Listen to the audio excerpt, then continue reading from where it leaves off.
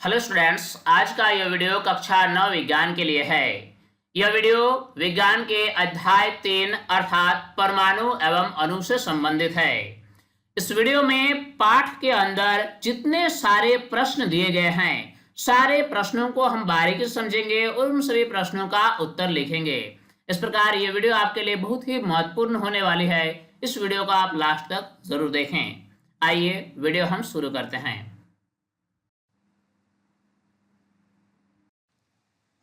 एक अभिक्रिया में 5.3 ग्राम सोडियम कार्बोनेट एवं 6.0 ग्राम एसिटिक अम्ल अभिक्रित होते हैं। 2.2 gram carbon dioxide, 8.2 gram sodium acetate एवं 0.9 ग्राम जल उत्पाद के रूप में प्राप्त होते हैं। इस अभिक्रिया द्वारा दिखाइए कि यह परीक्षण द्रव्यमान संरक्षण के नियम के अनुरूप है। प्रश्न में दिया गया है, सोडियम कार्बोनेट और एसिटिक अम्ल आपस में अभिक्रिया करके बनाता है सोडियम एसिटेट, कार्बन डाइऑक्साइड और जल। प्रश्न में जो डेटा दिया गया है, इन सारे डेटा का उपयोग करके हमें यह दिखाना है कि यह रासायनिक अभिक्रिया द्रव्यमान संरक्षण के नियम के अनुरूप है। तो आइए प्रश्न का हम उत्तर लिखते हैं। सबसे पहले हम निकालेंगे अभिकारकों का कुल द्रव्यमान। किसी भी रासायनिक अभिक्रिया में जो पदार्थ अभिक्रिया में भाग लेते हैं उन्हें अभिकारक कहा जाता है। अभिकारकों का कुल द्रव्यमान होगा सोडियम कार्बोनेट का द्रव्यमान प्लस एसिटिक अम्ल का द्रव्यमान, क्योंकि इस अभिक्रिया में सोडियम कार्बोनेट और एसिटिक अम्ल आपस में अभिक्रिया में भाग लेते हैं। प्रश्न में दिया गया है, सोडियम कार्बोनेट का द्रव्यमान है 5.3 ग्राम और एसिटिक अम्ल का द्रव्यमान है 6.0 ग्राम। इस प्रकार अभिकारकों का कुल द्रव्यमान हुआ 11.3 ग्राम। अब हम निकालेंगे उत्पादों का कुल द्रव्यमान, बराबर होगा सोडियम एसिटेट का द्रव्यमान प्लस कार्बन डाइऑक्साइड का द्रव्यमान प्लस जल का द्रव्यमान, क्योंकि इस अभिक्रिया में सोडियम एसिटेट, कार्बन डाइऑक्साइड और जल का निर्माण हो रहा है। सोडियम एसिटेट का जो द्रव्यमान दिया गया है प्रश्न में वह है 8.2 ग्राम, कार्बन डाइऑक्साइड का है 2.2 ग्राम और जल है 0.9 ग्राम। इस प्रकार उत्पादों का कुल द्रव्यमान हमें प्राप्त हुआ 11.3 ग्राम। आप देख सकते हैं अभिकारकों का कुल द्रव्यमान भी है 11.3 ग्राम और उत्पादों का कुल द्रव्यमान भी है 11.3 ग्राम। अतः हम लिख सकते हैं अभिकारकों का कुल द्रव्यमान बराबर उत्पादों का कुल द्रव्यमान। अतः यह परीक्षण द्रव्यमान संरक्षण के नियम के अनुरूप है। द्रव्यमान संरक्षण के नियम के अनुसार हम जानते हैं कि द्रव्यमान का न तो विनाश होता है और न ही द्रव्य का सृजन हो सकता है। अब हम अगला प्रश्न देखेंगे। हाइड्रोजन एवं ऑक्सीजन द्रव्यमान के अनुसार 1:8 के अनुपात में संयोग करके जल निर्मित करते हैं। 3 ग्राम हाइड्रोजन गैस के साथ पूर्ण रूप से संयोग करने के लिए कितने ऑक्सीजन गैस के द्रव्यमान की आवश्यकता होगी? जैसा कि हम जानते हैं कि जल में हाइड्रोजन और ऑक्सीजन होता है और इन दोनों तत्वों का द्रव्यमान का अनुपात होता है 1:8।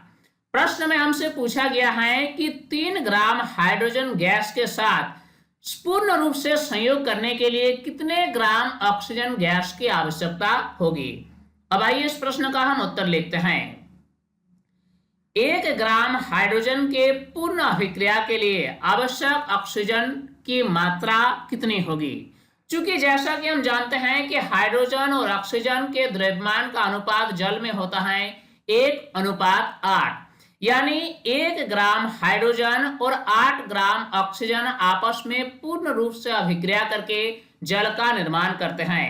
अर्थात हम ऐसे कह सकते हैं कि 1 ग्राम हाइड्रोजन के पूर्ण अभिक्रिया के लिए आवश्यक ऑक्सीजन की जो मात्रा होगी वह 8 ग्राम होगी।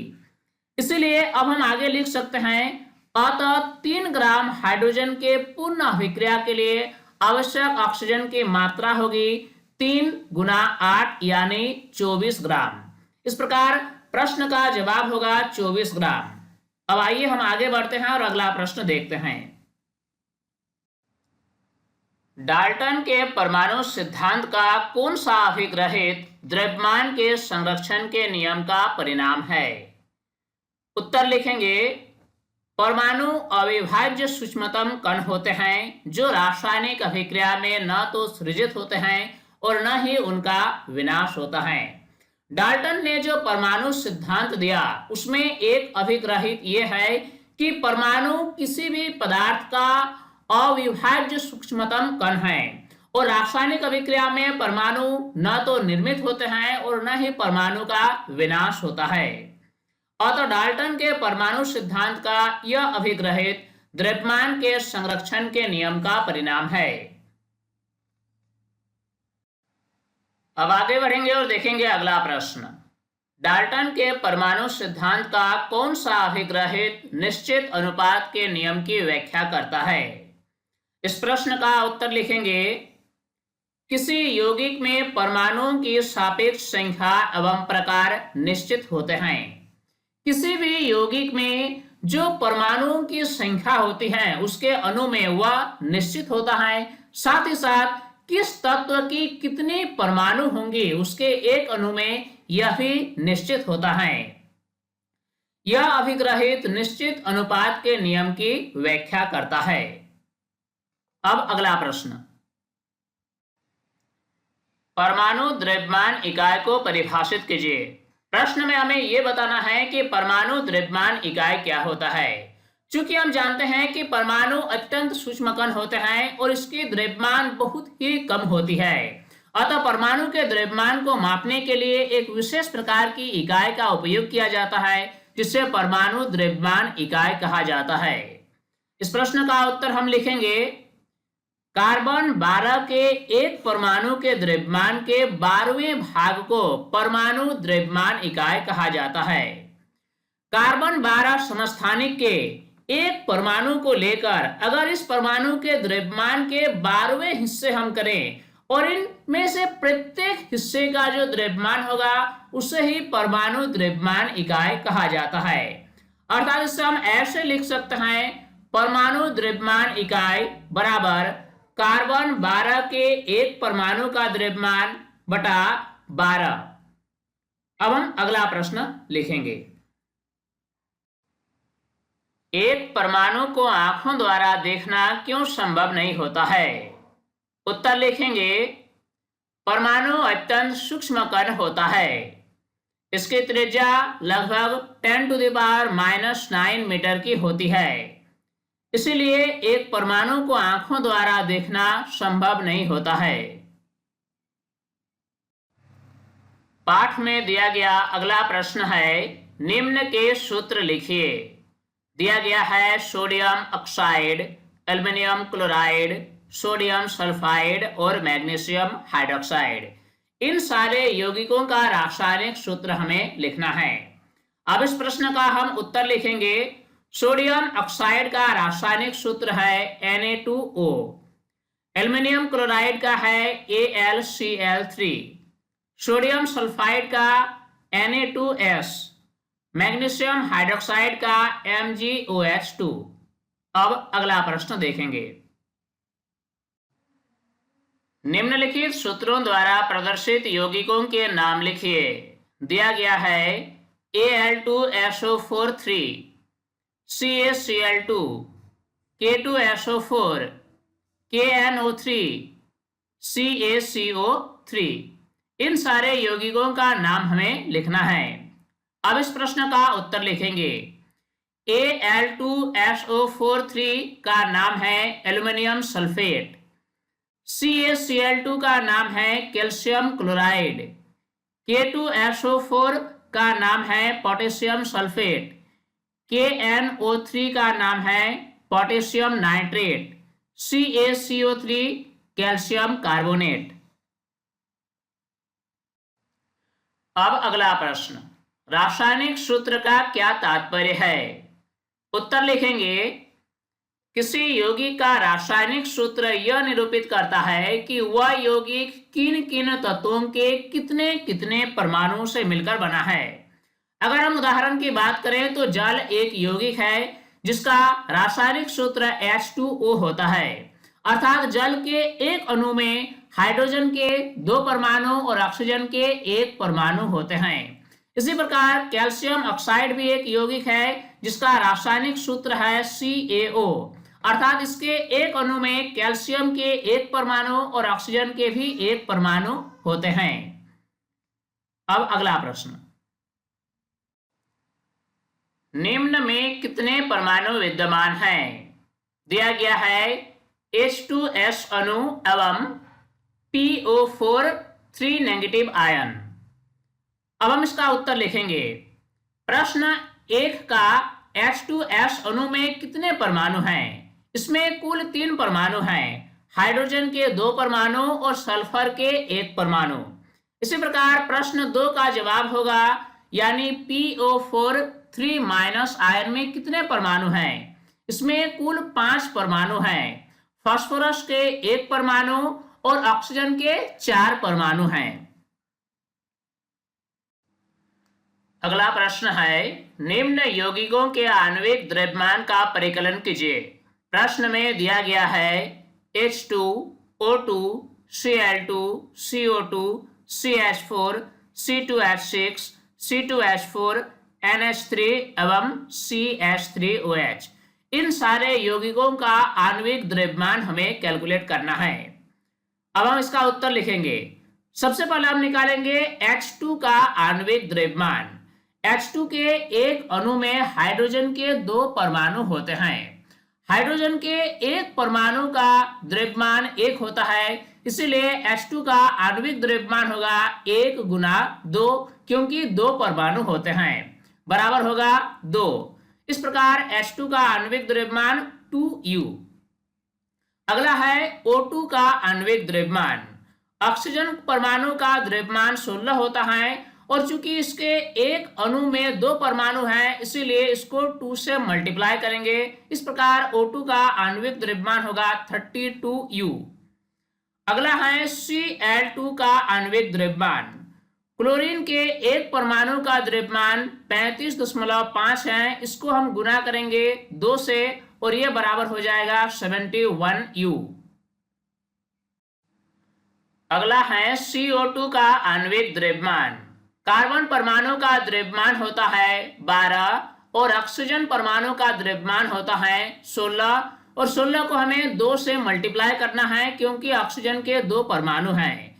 बराबर हम लिख सकते हैं 12 प्लस 32 यानी यह हो जाएगा 44U। CH4 का आणविक द्रव्यमान। कार्बन परमाणु का द्रव्यमान 12 होता है, प्लस लिखेंगे, हाइड्रोजन परमाणु का द्रव्यमान 1 होता है और इससे हमें 4 से मल्टीप्लाई करना है क्योंकि CH4 में हाइड्रोजन के 4 परमाणु होते हैं। बराबर हम लिखेंगे 12 प्लस 4 यानी 16U। C2H6 का आणविक द्रव्यमान। कार्बन परमाणु का द्रव्यमान 12 होता है, इससे हमें 2 से मल्टीप्लाई करना है क्योंकि कार्बन के 2 परमाणु हैं। प्लस का चिन्ह लगाएंगे। हाइड्रोजन का परमाणु द्रव्यमान 1 होता है, इससे हमें 6 से मल्टीप्लाई करना है क्योंकि C2H6 में हाइड्रोजन के 6 परमाणु हैं। बराबर हम लिखेंगे 24 प्लस 6 यानी 30U। C2H4 का आणविक द्रव्यमान। कार्बन परमाणु का द्रव्यमान 12 है, इससे 2 से मल्टीप्लाई करना है क्योंकि कार्बन के 2 परमाणु हैं इसमें। प्लस का चिन्ह लगाएंगे। हाइड्रोजन परमाणु का द्रव्यमान 1 है, इससे हमें 4 से मल्टीप्लाई करना है क्योंकि इसके एक अणु में C2H4 के एक अणु में हाइड्रोजन के 4 परमाणु हैं। बराबर लिखेंगे 24 प्लस 4 यानी 28U। NH3 का आणविक द्रव्यमान। नाइट्रोजन परमाणु का द्रव्यमान है 14, प्लस का चिन्ह लगाएंगे। हाइड्रोजन परमाणु का द्रव्यमान 1 है और इसमें हमें 3 से मल्टीप्लाई करना है इसे क्योंकि NH3 में हाइड्रोजन के 3 परमाणु हैं। बराबर का चिन्ह देंगे। 14 प्लस 3 यानी इसका आणविक द्रव्यमान होगा 17U। CH3OH का आणविक द्रव्यमान, कार्बन परमाणु का द्रव्यमान है 12 प्लस हाइड्रोजन परमाणु का द्रव्यमान है 1 और इसके साथ हमें 4 मल्टीप्लाई करना है क्योंकि CH3OH में हाइड्रोजन के 4 परमाणु हैं। प्लस का चिन्ह लगाएंगे। ऑक्सीजन परमाणु का द्रव्यमान है 16, बराबर का चिन्ह देंगे 12 प्लस 4 प्लस 16। इस प्रकार इसका मान अब हो जाएगा 32U। अब हम आगे बढ़ेंगे और देखेंगे अगला प्रश्न। निम्न यौगिकों के सूत्र इकाई द्रव्यमान का परिकलन कीजिए। दिया गया है ZNO, Na2O एवं K2CO3। प्रश्न में दिया गया है जिंक का परमाणु द्रव्यमान बराबर 65U, सोडियम का परमाणु द्रव्यमान बराबर 23U, पोटेशियम का परमाणु द्रव्यमान बराबर 39U, कार्बन का परमाणु द्रव्यमान बराबर 12U और ऑक्सीजन का परमाणु द्रव्यमान बराबर 16U। ये सारे डेटा प्रश्न में दिया गया है। हमें सूत्र इकाई द्रव्यमान निकालना है ZNO का, Na2O का और K2CO3 का। ZNO का सूत्र इकाई द्रव्यमान हम निकालेंगे।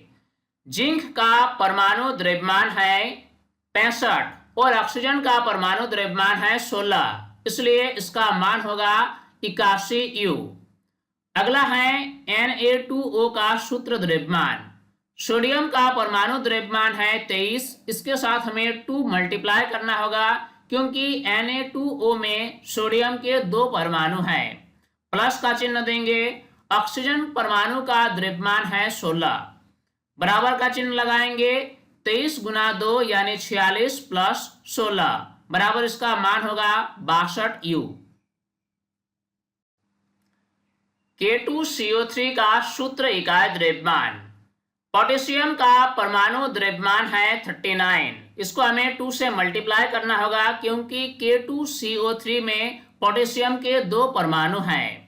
प्लस का चिन्ह लगाएंगे। कार्बन परमाणु का द्रव्यमान 12 होता है और ऑक्सीजन परमाणु का द्रव्यमान 16 होता है। इससे हमें 3 से मल्टीप्लाई करना होगा क्योंकि K2CO3 में ऑक्सीजन के 3 परमाणु होते हैं। बराबर का चिन्ह लगाएंगे। 39 इंटू 2 बराबर 78 होगा। प्लस का चिन्ह लगाएंगे। 12 प्लस 16 गुना 3 48 बराबर इसका मान होगा 138U। अब प्रश्न है, यदि कार्बन परमाणुओं के 1 मोल का द्रव्यमान 12 ग्राम है तो कार्बन के 1 परमाणु का द्रव्यमान क्या होगा। प्रश्न में दिया गया है कार्बन परमाणुओं के 1 मोल का द्रव्यमान जो कि 12 ग्राम है। हमें निकालना है कार्बन के 1 परमाणु का द्रव्यमान क्या होगा। अब इस प्रश्न का हम उत्तर लिखेंगे। कार्बन परमाणु के 1 मोल का जो द्रव्यमान है वह है 12 ग्राम। 1 मोल कहने का मतलब 6.023 इंटू 10⁻23 परमाणु।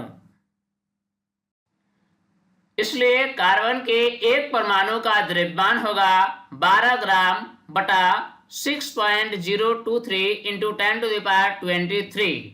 इस प्रकार इसका जो मान होगा वह होगा 12 ग्राम बटा 6.023 इंटू 10⁻23 जो है ये डिनोमिनेटर में है, इसको न्यूमरेटर में लाएंगे तो ये 10⁻⁻23 हो जाएगा। अब हम बराबर का चिन्ह लगाएंगे और ऊपर जो है न्यूमरेटर में भी 1000 गुना करेंगे और डिनोमिनेटर में भी 1000 गुना करेंगे। जब हम 12 में 1000 गुना करेंगे तो यह 12000 हो जाएगा और डिनोमिनेटर में जब हम 1000 गुना करेंगे तो पॉइंट हट जाएगा यानी 6023 होगा। इंटू 10⁻⁻23 जो है उसको वैसे ही लिखेंगे। अब हम बराबर का चिन्ह लगाएंगे। 1.99 इंटू 10⁻⁻23 ग्राम। तो इस प्रकार कार्बन के 1 परमाणु का द्रव्यमान निकला 1.99 इंटू 10⁻23 ग्राम। अब देखेंगे अगला प्रश्न। किस यौगिक में अधिक परमाणु होंगे। 100 ग्राम सोडियम अथवा 100 ग्राम लोहा में। प्रश्न में दिया गया है सोडियम का परमाणु द्रव्यमान 23 यू और लोहा का परमाणु द्रव्यमान 56 यू। हमें बताना है किसमें अधिक संख्या में परमाणु होंगे। अब इस प्रश्न को हम सॉल्व करेंगे। सबसे पहले हम लिखेंगे Na का परमाणु द्रव्यमान बराबर 23 यू, जो कि प्रश्न में दिया गया है। अर्थात Na का जो मोलर द्रव्यमान होगा वह होगा 23 ग्राम।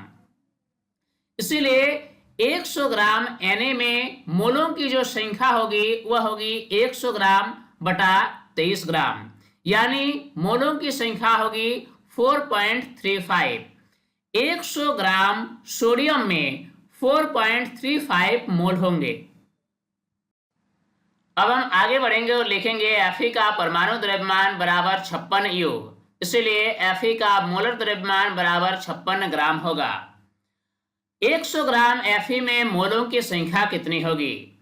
ये बराबर होगी 100 ग्राम बटा 56 ग्राम, यानी इसका मान होगा 1.78।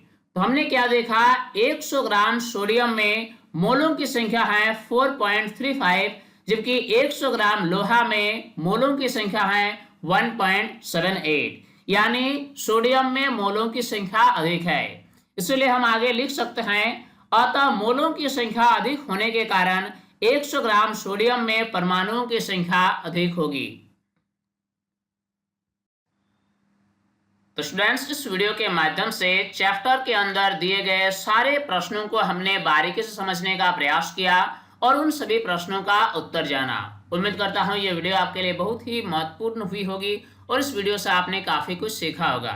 ये वीडियो आपको कैसा लगा आप हमें कमेंट में ज़रूर लिखें। साथ ही अगर अभी तक आप हमारे यूट्यूब चैनल साइंस प्लेटफॉर्म को सब्सक्राइब नहीं किया है तो सभी सब्सक्राइब कर लें, ताकि हर नए वीडियोज़ की अपडेट्स आप तक आसानी से पहुँच सके। स्टूडेंट्स, तब तक के लिए बाय।